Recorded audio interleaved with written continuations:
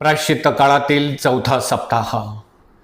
ख्रिस्ताठाई माझ्या प्रिय बंधूंनो आणि भगिनींनो, या प्रायश्चित्त काळातील संध्याकाळच्या पासाच्या भक्तीला पहिल्या रविवारी आपण जीवनामध्ये वैयक्तिक प्रार्थना किती महत्त्वाची आहे, त्याची किती आवश्यकता आणि गरज आहे, या विषयावरती आपण मननचिंतन केलं. दुसऱ्या सप्ताहामध्ये कुटुंबामध्ये कौटुंबिक प्रार्थना किती महत्त्वाची आणि गरजेची आहे. प्रत्येक कुटुंबामध्ये ही कौटुंबिक प्रार्थना का आणि कशासाठी करावी, याविषयी आपण चिंतन केलेलं आहे. प्रायश्चित्त काळातील तिसऱ्या सप्ताहामध्ये कौटुंबिक ऐक्य आम्हा ख्रिस्ती श्रद्धावंतांसाठी किती महत्त्वाचे आहे. या कौटुंबिक ऐक्यामुळे कुटुंबामध्ये काय काय घडू शकतं, काय काय होऊ शकतं, या विषयावरती आपण गांभीर्यानं मननचिंतन केलं. प्रिय बंधूंनो आणि भगिनींनो, प्रायश्चित्त काळातील आजच्या या चौथ्या रविवारी आपण शेजार प्रीती यावर मननचिंतन आणि आत्मचिंतन करीत आहोत.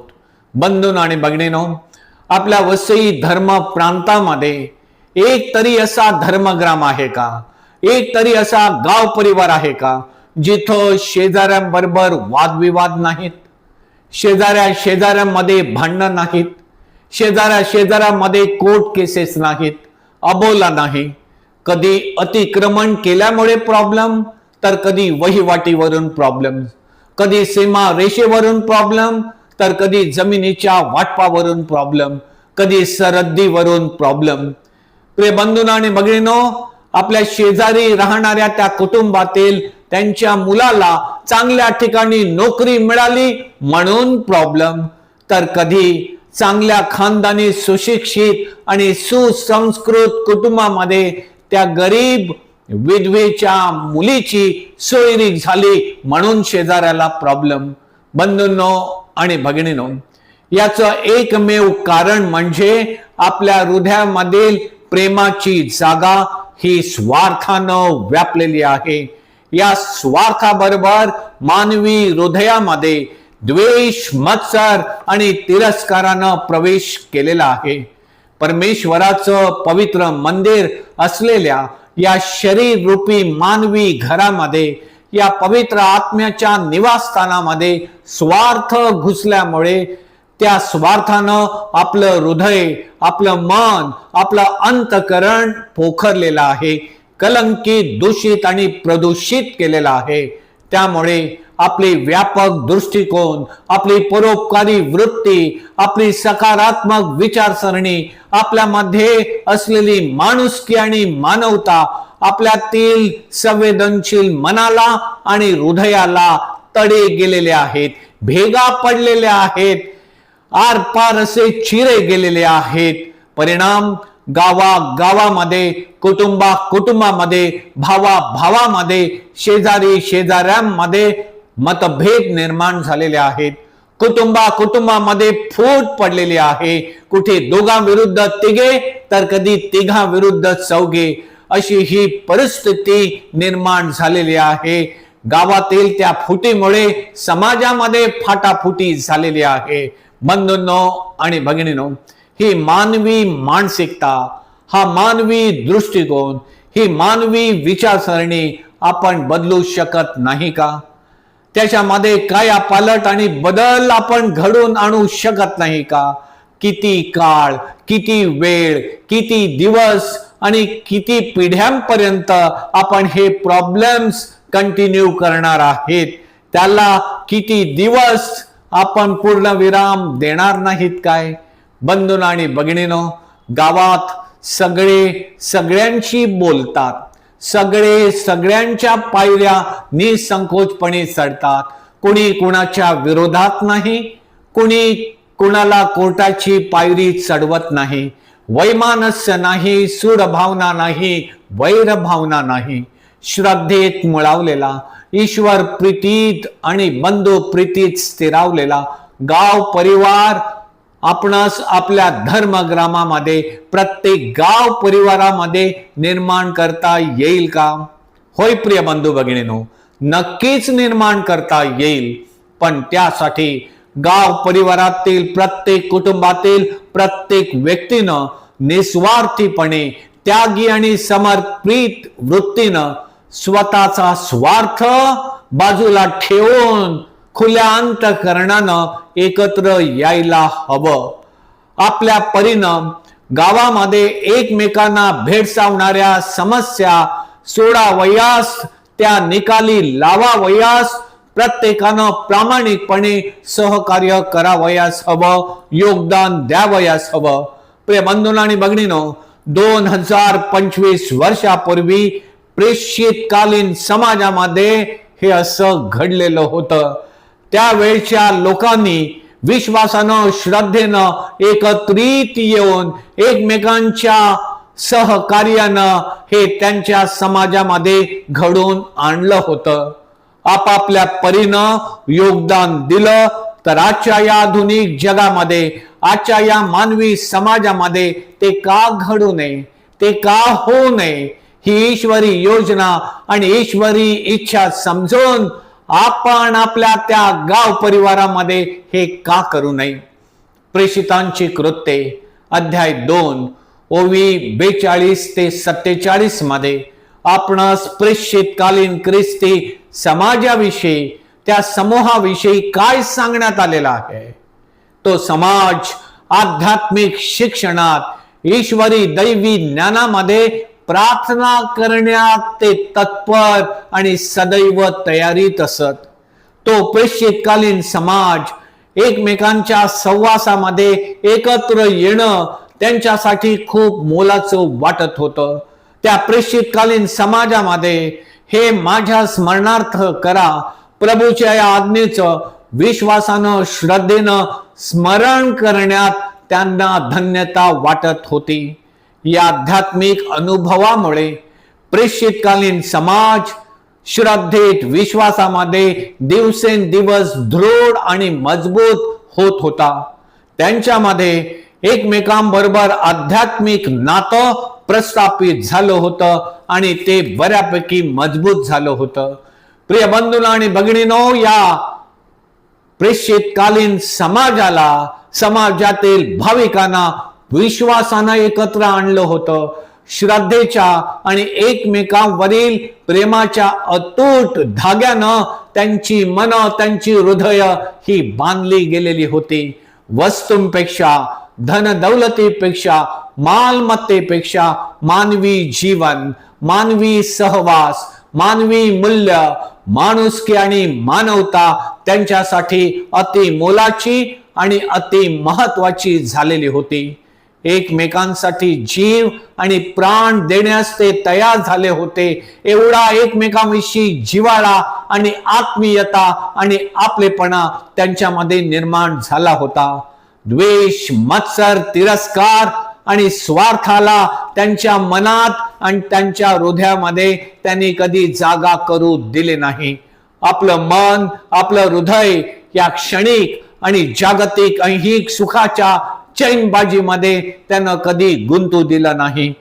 एकमेकांसाठी आपल्या घराचेच नव्हे तर आपल्या शरीर रूपी मंदिराचे, आपल्या हृदयाचे दरवाजे देखील त्यांनी एकमेकांसाठी उघडे केले होते, मोकळे केले होते. मानवावरील व एकमेकावरील प्रेमानं त्यांची हृदय एवढी भरलेली होती की तिथं सैतानी प्रवृत्तीला शिरकाव करण्यासाठी जागाच ठेवली नव्हती, फटच उरली नव्हती. प्रेषितकालीन समाजामधील प्रत्येक कुटुंबातील प्रत्येक व्यक्तीचे दृष्टिकोन शुद्ध आणि पवित्र होते. एकमेकांविषयी त्यांच्या मनामध्ये आस्था आणि आपुलकी होती. परमेश्वराविषयी प्रत्येकाच्या मनामध्ये आदरयुक्त भीती होती. आपल्या दैनंदिन व्यवहारामध्ये पहिलं प्राधान्य, पहिलं महत्व त्यांनी परमेश्वराला दिलेलं होतं. त्या परमेश्वरानंच त्यांच्यामध्ये बदल आणि परिवर्तन घडून आणलेलं होतं. आपण या पृथ्वीवर क्षणिक प्रवासी आहोत.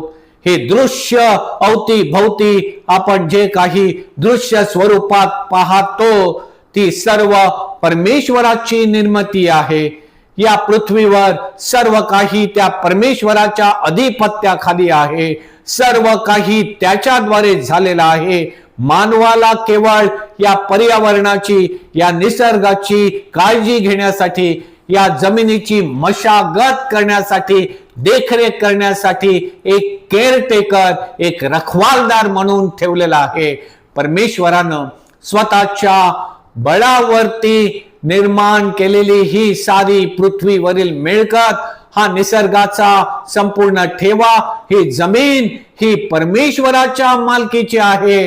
या विश्व निर्मितीवरती, स्वर्गात, या जमिनीवरती, निसर्गामध्ये, जमिनीखाली सर्व काही त्याच्याच नावानं शिक्कामोर्तब झालेलं आहे. त्याच्याच नावानं सगळ्याचं रजिस्ट्रेशन आहे. आपलं नाव केवळ त्या जुन्या जीर्ण झालेल्या सातबाऱ्याच्या उतारावरती केवळ नावापुरता चढवलेला आहे आणि हे क्षणिक आहे. परमेश्वराचं नाव सार्वकालिक आणि शाश्वत टिकणार आहे. याची जाणीव त्या प्रेषितकालीन समाजाला झालेली होती आणि म्हणून त्यांची सर्व मिळकत सर्वांसाठी सामायिक होती, ती सर्वांसाठी खुली होती. समाजातील व्यक्तीची, कुटुंबातील व्यक्तीची गरज ओळखून, त्यांच्या समस्या जाणून जमिनीचा वाटप ते सेवाभावी सद्भावनेनं करीत होते आणि तशा प्रकारचा परोपकारी आणि सेवाभावी निर्णय ते घेत होते. एकमेकांना मदत करत होते, सहाय्य करीत होते. बंधूंनो आणि भगिनींनो, हे सर्व त्यावेळच्या 2025 वर्षांपूर्वी प्रेषितकालीन समाजामध्ये लोकांना शक्य होत होतं. त्यांनी ते जमवून घेतलं होतं आणि याचं एकमेव कारण म्हणजे ते एक चित्तानं पवित्र मंदिरात जमत, नुसते जमायचे म्हणून, फॉर्मॅलिटी म्हणून नाही, तर ते विश्वासानं जमत, विश्वासानं पवित्र भाकर मोडीत असत. त्या परमेश्वरावरील विश्वासामुळे हे सर्व शक्य झालेलं होतं. प्रिय बंधूंनो आणि भगिनींनो, त्या प्रार्थनेनं, त्या उपासनेनं श्रद्धावंतांना एकत्रित आणलं होतं.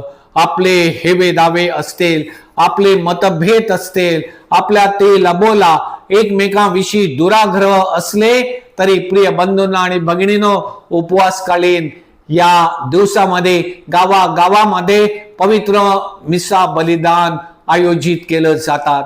गाव परिवारामध्ये वादविवाद आहेत, काही कुटुंब एकमेकांशी बोलत नाहीत, तरी देखील या पवित्र विधीसाठी प्रिय बंधूंनो आणि भगिनींनो, एकाच परमेश्वराची लेकरे म्हणून आपण विश्वासानं एकत्र येतो. एकमेकांना आपण शांती देत असतो.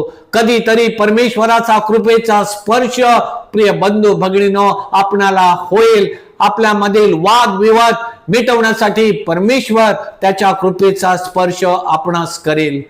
बंधूंनो आणि भगिनींनो, धर्मग्रामामध्ये 13 तारखेला आपण रोजरीची कुटुंब गटामध्ये प्रार्थना करीत असतो. या कुटुंब गटामध्ये मला माहित आहे आपल्या धर्मग्रामामधील सर्वच कुटुंब एकत्र येत नाहीत. भानगडी आहेत, वादविवाद आहेत. फादर, आपण पुन्हा एकदा क्रुसाजवळ एकत्रित प्रार्थना करू. त्या कुटुंब गटामध्ये नको, हा त्याच्या पायरीवरती चढत नाही, तो याच्या पायरीवरती येत नाही. त्यावेळेला मी त्यांना सांगतो, कुठेतरी, कधीतरी, केव्हा तरी परमेश्वराचा कृपेचा स्पर्श आपल्याला होईल. आज प्रार्थनेसाठी तो अंगणात आला, उद्या शेजाऱ्याच्या पायरीवरती चढेल, परवा प्रार्थनेच्या वेळेला त्याच्या घरामध्ये हॉलमध्ये जाऊन बसेल आणि कधीतरी दोघांमध्ये समेट सलोखा होईल. जे माणसाला शक्य असतं ते परमेश्वर घडून आणण्याचं काम त्याच्या कृपेद्वारे आणि मानवी सहकार्याद्वारे करीत असतो. प्रिय बंधूंनो आणि भगिनींनो, आपल्या वसईमध्ये घडलेली एक घटना, एका कुटुंबाला, ते वयस्कर होते, त्या घराकडे जाण्याचा रस्ता हा आखूड होता. या कुटुंब गटातील भाविक प्रार्थनेसाठी एकत्र नेहमी जमत असत. जवळजवळ 2-3 महिन्यामध्ये त्यांच्यामध्ये परस्पर नातेसंबंध चांगले निर्माण झालेले होते. ज्या कुटुंबाला ती रस्त्याची समस्या भेडसावत होती, त्यांनी एका दिवशी त्या प्रार्थना सभेमध्ये आपलं मन मोकळं केलं. त्याची अडचण त्यांनी त्या कुटुंबातील लोकांना सांगितली. त्यांनी ती उचलून धरली. विश्वासानं, श्रद्धेनं आणि प्रेमानं एकमेकांबरोबर बांधलेले त्या व्यक्तीनं एका कुटुंबाने नाही तर 2 ते 3 कुटुंबांनी आपली राहती घराची कंपाऊंड 1-1, 2-2 फूट मागे घेतली आणि त्या घराकडे जो आखूड मार्ग होता तिथून त्यांची 4 व्हीलर गाडी जाईल अशी सुविधा त्यांना निर्माण करून दिली. प्रिय बंधूंनो आणि भगिनींनो, हे प्रार्थनेच्या आणि विश्वासाच्या आणि एकमेकावरील प्रेमाच्या बळावरती त्या परमेश्वरानं, त्या ईश्वर कृपेनं घडवून आणलं होतं. बंधूंनो आणि भगिनींनो, शेजार प्रीती मानवामध्ये कधी निर्माण होईल? जेव्हा मानव स्वतःवर मनापासून प्रेम करायला लागेल. स्वतःवर माणूस केव्हा खरोखर प्रेम करेल? जेव्हा परमेश्वर मानवावरती किती प्रेम होईल, प्रेम करत आहे याची तीव्रतेनं त्याला जाणीव होईल. त्या दिवसापासून, त्या क्षणापासून शेजार प्रीतीला बहर येईल, शेजार प्रीती पल्लवित होईल. बंधूंनो आणि भगिनींनो, शुभ वर्तमानामध्ये नमूद करण्यात आलेला आहे. प्रभू येशूला एक शास्त्री विचारतो, प्रभूजी, गुरुजी, सर्वात पहिली आज्ञा कोणती? तेव्हा प्रभू येशू ख्रिस्तानं त्या शास्त्राला उत्तर दिलं, तू आपला देव परमेश्वर याच्यावर संपूर्ण मनाने, संपूर्ण जीवाने, संपूर्ण बुद्धीनं आणि संपूर्ण शक्तीनं प्रीती कर. आणि दुसरी ही की जशी स्वतःवर तशी आपल्या शेजाऱ्यावरती प्रीती कर. यापेक्षा मोठी आणि दुसरी कोणतीही आज्ञा नाही. प्रिय बंधूंनो आणि भगिनींनो, मानवी जीवनासाठी प्रभू येशू ख्रिस्तानं दिलेला हा एक सुवर्ण नियम आहे. प्रत्येकानं हा सुवर्ण नियम आपल्या स्मृती पटलावरती, आपल्या हृदयावरती कायमचा कोरला तर प्रिय बंधूंनो आणि भगिनींनो, एक माणूस दुसऱ्या माणसावरती प्रेम करण्यास कधीच कमी पडणार नाही. बंधूंनो आणि भगिनींनो, एक ख्रिस्ती श्रद्धावंत म्हणून जोपर्यंत आपण त्या परमेश्वरावरती पूर्ण हृदयानं, पूर्ण मनानं, पूर्ण अंतकरणानं, पूर्ण जीवानं, शक्तीनं, बुद्धीनं आणि सर्वस्वानं प्रेम करत नाही, संपूर्णतः आणि पूर्णपणे आपण परमेश्वराचे होत नाही, त्याला शरण जात नाही, त्याला आपल्या जीवनाचा मुक्तिदाता, आपल्या जीवनाचा सर्वस्व मानत नाही, त्या परमेश्वरानं आपल्यावरती किती प्रेम केलेलं आहे याची जाणीव जोपर्यंत आपणास होत नाही, या प्रभूच्या प्रेमाचा अनुभव आपण वैयक्तिक स्तरावरती जोपर्यंत आपण होऊन घेत नाही, प्रभूने माझ्यासाठी, माझ्या मुक्तीसाठी, माझ्या तारणासाठी काय काय केलेलं आहे, कोणत्या प्रकारचे क्लेश, दुःख आणि वेदना सहन केलेले आहेत, सोसलेले आहेत, त्याची वास्तवता आणि त्याचं गांभीर्य जोपर्यंत एक ख्रिस्ती श्रद्धावंत म्हणून मला समजत नाही, मी ते समजून आणि कळून घेत नाही, तोपर्यंत पूर्ण जीवानं, पूर्ण मनानं, पूर्ण बुद्धीनं, पूर्ण शक्तीनं मी परमेश्वरावरती प्रेम करू शकणार नाही.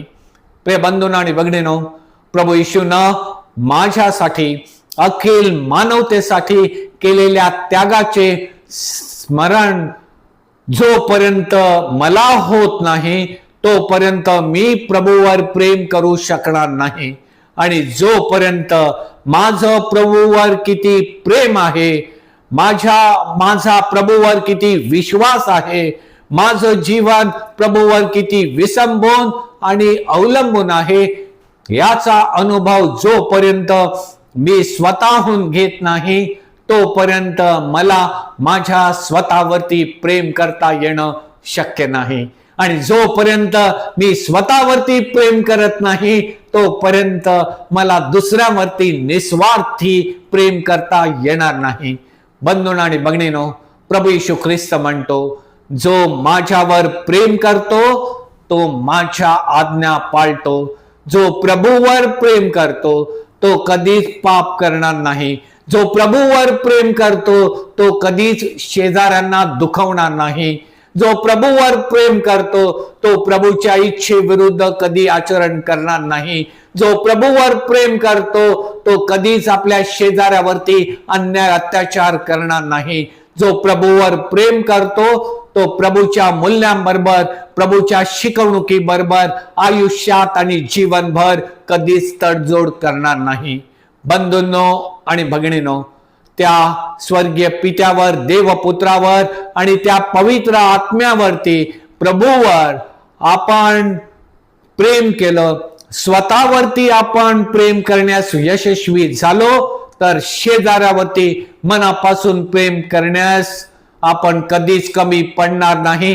प्रभूवर प्रेम केलं, स्वतःवर प्रेम केलं म्हणजे शेजाऱ्यावर प्रेम करणं म्हणजे नक्की काय हे कधी कोणाला शिकवावं आणि सांगावं लागणार नाही.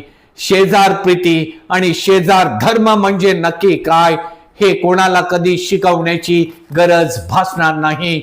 माझा शेजारी कोण हा प्रश्न कधी कोणाला पडणार नाही. माझा शेजारी कोण हा प्रश्न कधी कुणी कोणाला विचारणार नाही.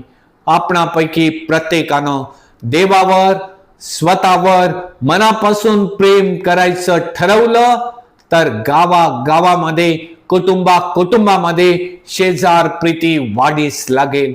वसई धर्म प्रांतामध्ये, प्रत्येक धर्म ग्रामामध्ये, प्रत्येक गावागावामध्ये हे घडलं तर प्रिय बंधूंनो आणि भगिनींनो, मग गावामध्ये कोणी कुणाशी अबोला धरणार नाही. कौटुंबिक प्रार्थनेसाठी कोणी कुणाची पायरी चढण्यास संकोचणार नाही. कोणी कुणाला जेरीस आणि वेठीस धरणार नाही. कोणी कुणाच्या सहनशक्तीचा अंत पाहणार नाही. शेजारी शेजाऱ्यामध्ये अतिक्रमणाचे, वहिवाटीचे, सरहद्दीचे, सीमारेषेचे प्रश्न कधी उद्भवणार नाही. कोणी आपल्या समस्या घेऊन चर्च पातळीवरती अर्ज घेऊन येणार नाहीत. गावागावामध्ये समस्या सोडवण्यासाठी समेट मंडळाची गरज भासणार नाही. प्रिय बंधूंनो आणि भगिनींनो, प्रत्येकामध्ये परमेश्वराविषयी, स्वतःविषयी प्रेम निर्माण झालं तर प्रिय बंधू भगिनींनो, आपण दुसऱ्यावरती प्रेम करू. मग कोणाविरुद्ध कोर्टाची पायरी चढावी लागणार नाही. हे माझं, ते तुझं बोलण्याची आणि सांगण्याची कोणाला गरज भासणार नाही. एकमेकांविषयीचा द्वेष, मत्सर, तिरस्कार, वैमनस्य, वडिलोपार्जित भांडणं हे कायमची संपुष्टात येतील.